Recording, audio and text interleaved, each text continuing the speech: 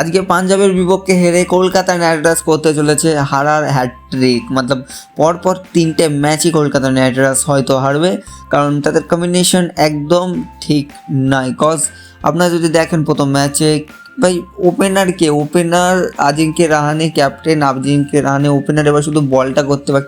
দেখে আজিঙ্কে রাহানেকে ভাই বল করতে দাও না, সবই ঠিক হয়ে যাবে।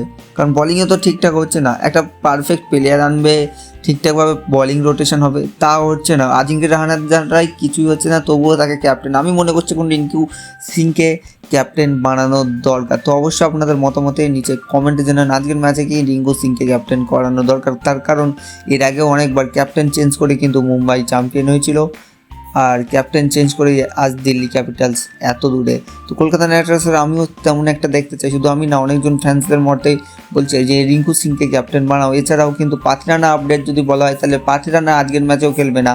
অ্যান্ড পাথিরানার আপডেট কিন্তু কলকাতা কমপক্ষে 5টা ম্যাচ খেলার পরেই পাথিরানা দলে আসবে। সব থেকে দামি বলার কলকাতা নাইট রাইডার্সের হয়ে 18 কোটি টাকা।